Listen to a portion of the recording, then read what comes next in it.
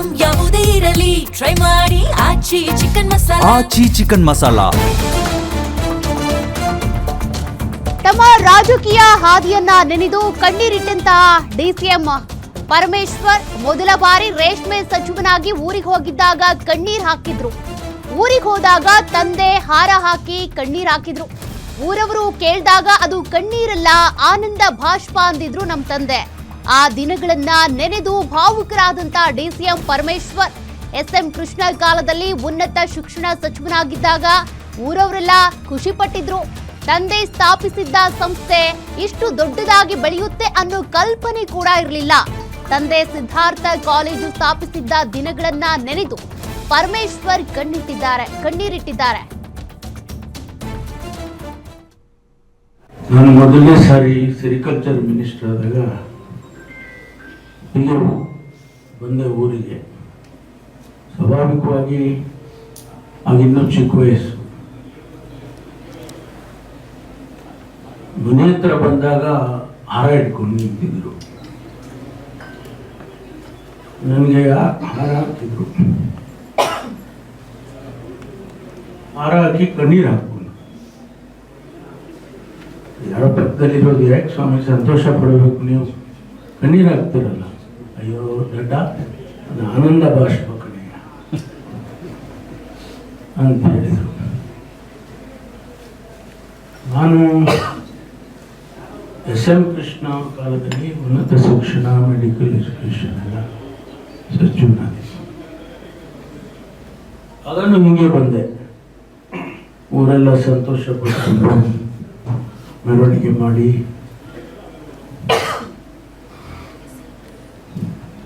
ಇವತ್ತು ನೀವೆಲ್ಲರೂ ಕೂಡ ಅಷ್ಟೇ ಸಂತೋಷದಿಂದ ನಾನು ಮಾಡ್ಕೊಂಡಿದ್ದೀನಿ. ಸಾರಿ, ಸಿದ್ಧಾರ್ಥ ಸಂಸ್ಥೆ ಸಾಮಾನ್ಯವಾಗಿ ಬಂದಿಲ್ಲ. ನಾವೆಲ್ಲ ಚಿಕ್ಕ ಹುಡುಗರಲ್ಲಿ ನೋಡಿದ್ದೇವೆ. ನಮ್ಮ ತಂದೆಯವರು ಗಾಡಿ ಕಟ್ಕೊಂಡು ಹಳ್ಳಿಗೆ ಹೋಗಿ ದವಸ ಇಸ್ಕೊಂಡು ಬಂದು ಮಕ್ಕಳನ್ನು ಸಾಕಿ ಸಂಸ್ಥೆಯನ್ನು ಕಟ್ಟಿದ್ದಾರೆ. ಹುಷಾರಿಗೆ ಅವತ್ತು ಕಲ್ಪನೆ ಇರಲಿಲ್ಲ. ಒಂದು ದಿವಸ ಇದು ವಿಶ್ವವಿದ್ಯಾನಿಲಯ ಆಗತ್ತೆ ಅಂತೇಳಿ ಇವತ್ತು ಆ ಮಟ್ಟಕ್ಕೆ ಬೆಳೆದು ನಿಂತಿದೆ. ಅದೆಲ್ಲ ಆಗಿರುವುದು ಈ 60 ವರ್ಷದಲ್ಲಿ ಒಬ್ಬ ಅಟೆಂಡರಿಂದ ಹಿಡಿದು ಒಬ್ಬ ಹೆಡ್ ಮಾಸ್ಟರಿಂದ ಹಿಡಿದು ನೀವೆಲ್ಲರವರೆಗೂ ನಿಮ್ಮ ಕೈನಲ್ಲಿ ಏನಾಗಿದೆಯೋ ಅದನ್ನು ಸಹಾಯ ಮಾಡಿದೆ. ಯಾಕೆಂದರೆ ಹಂಗಾದ್ರೆ ಇನ್ನೊಬ್ಬರೊಬ್ಬರೇ ಸಂಸ್ಥೆ ಕಟ್ಟಕ್ಕಾಗಲಿಲ್ಲ. ಶಿವಪ್ರಸಾದ್ ಒಬ್ಬರೇ ಸಂಸ್ಥೆ ಕಟ್ಟಲಿಲ್ಲ. ನೀವೆಲ್ಲರೂ ಸೇರಿ ಇವತ್ತು ಈ ಸಂಸ್ಥೆಯನ್ನು ಉನ್ನತ ಮಟ್ಟಕ್ಕೆ ತಂದಿದ್ದೀರಿ. ಇದನ್ನು ಬೆಳೀಬೇಕು, ಇನ್ನು ಮುಂದೆ ಶ್ರೇಯಸ್ಸಾಗಬೇಕು ಅಂತಕ್ಕಂಥದ್ದು ನನ್ನ ಆಸೆ. ನಾವ್ಯಾರು ಶಾಶ್ವತ ಅಲ್ಲ. ಇವತ್ತಲ್ಲ ನಾಳೆ ಅಲ್ಲ ನಾಡಿದ್ದು ನಮಗೆ ಸಮಯ ನಿಗದಿ ಮಾಡಿದ ದೇವರು. ಆ ಸಮಯಕ್ಕೆ ಸರಿಯಾಗಿ ಹೋಗ್ಬಿಡ್ತೀವಿ. ಆದರೆ ಇದು ಈ ಲೆಗಸಿ ಕಂಟಿನ್ಯೂ ಆಗ್ತದೆ. ಮತ್ತಷ್ಟು ಡೀಟೇಲ್ಸ್ ಕೊಡ್ತಾರೆ ನಮ್ಮ ಪೊಲಿಟಿಕಲ್ ರಿಪೋರ್ಟರ್ ದುರ್ಗೇಶ್ ಲೈವ್ ಅಲ್ಲಿ ಜಾಯ್ನ್ ಆಗಿದ್ದಾರೆ. ದುರ್ಗೇಶ್, ಇವತ್ತು ಪರಮೇಶ್ವರ್ ಅವರು ಬಹಳ ಭಾವುಕರಾಗಿದ್ದಾರೆ. ಹಿಂದಿನ ರಾಜಕೀಯ ಹಾದಿಯನ್ನ ನೆನೆದಿದ್ದಾರೆ. ಜೊತೆಗೆ ಅವರು ಯಾವ್ಯಾವ ಹುದ್ದೆಗಳನ್ನ ಅನುಭವಿಸಿದ್ರು, ಯಾವ ಸಂದರ್ಭ ಹೇಗಿತ್ತು, ಅದೆಲ್ಲದ್ರ ಬಗ್ಗೆನೂ ಕೂಡ ಬಿಚ್ಚಿಟ್ಟಿದ್ದಾರೆ. ಪ್ರೆಸ್ ಮೀಟ್ ಕರೆದಿದ್ದು ಯಾವುದಕ್ಕೆ, ಜೊತೆಗೆ ಈ ವಿಚಾರ ಬಂದಿದ್ದು ಹೇಗೆ, ಇಷ್ಟೊಂದು ಭಾವುಕರಾಗಿದ್ದು ಯಾಕೆ ಅಂತ?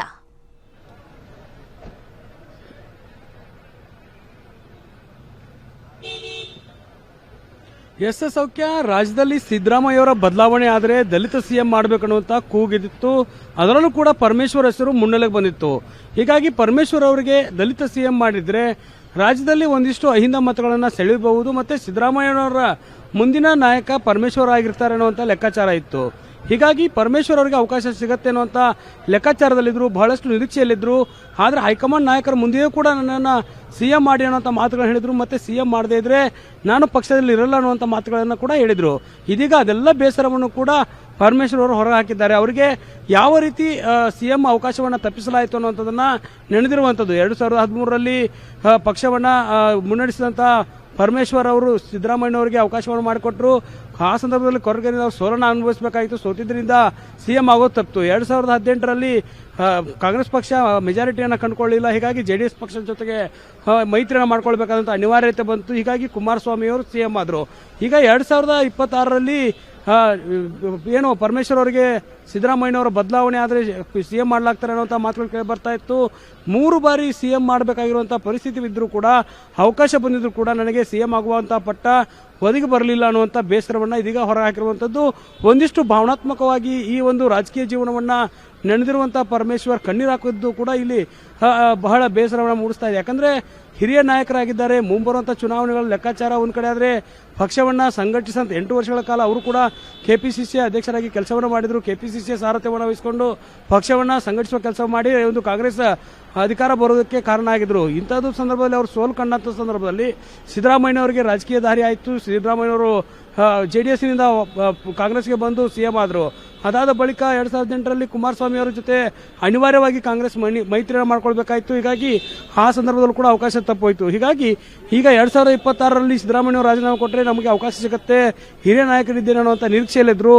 ಅದರಲ್ಲೂ ಕೂಡ ಸಾಕಷ್ಟು ಶಾಸಕರ ಬೆಂಬಲವೂ ಕೂಡ ಅವರಿಗಿತ್ತು. ಆದರೆ ಈ ಬಾರಿಯೂ ಕೂಡ ಅವರಿಗೆ CM ಅವಕಾಶ ತಪ್ಪಿದೆ. ಜೊತೆಗೆ ಈಗ ಉಪಮುಖ್ಯಮಂತ್ರಿಯನ್ನ ಮಾಡಿದ್ದಾರೆ ಅನ್ನುವಂಥದ್ದು ಸಾಕಷ್ಟು ಭಾವನಾತ್ಮಕ ವಿಚಾರ. ಅದ್ರ ಜೊತೆಗೆ ರಾಜಕೀಯ ಜೀವನ, ಅವರು ಉಪಮುಖ್ಯಮಂತ್ರಿ ಆಗಿರುವಂಥದ್ದು, ಜೊತೆಗೆ ಹೋಮ್ ಮಿನಿಸ್ಟರ್ ಆಗಿ ಕೆಲಸವನ್ನು ಮಾಡಿದ್ದು, ಮತ್ತೆ ಈಗ ಉಪಮುಖ್ಯಮಂತ್ರಿ ಆಗಿ ಕೆಲಸವನ್ನು ಮಾಡ್ತಿದ್ದಾರೆ 2ನೇ ಬಾರಿ. ಹೀಗಾಗಿ ಪರಮೇಶ್ವರ್ ಅವರಿಗೆ ಇದೊಂದು CM ಅವಕಾಶ ತಪ್ಪಿರುವಂಥದ್ದು ಬಹಳ ಬೇಸರವನ್ನು ತರಿಸಿದೆ. ಅದರಲ್ಲೂ ಕೂಡ ಮುಂದಿನ ರಾಜಕೀಯ ಜೀವನದಲ್ಲಿ ಮುಂದೆ CM ಆಗ್ತಾರಾ ಬಿಡ್ತಾರಾ ಅನ್ನೋಂಥದ್ದು ಪ್ರಶ್ನೆ ಒಂದು ಕಡೆ ಆದರೆ, ಅವಕಾಶ ಬಂದಾಗ 3 ಬಾರಿಯೂ ಕೂಡ ತಪ್ಪಿದೆ ಅನ್ನುವಂಥ ಬೇಸರ ಅವರ ಮನದಲ್ಲಿ ಕಾಣ್ತಿರುವಂಥದ್ದು. ಸೌಖ್ಯ. Okay, thank you Durgesh ಡೀಟೇಲ್ಸ್ಗೆ.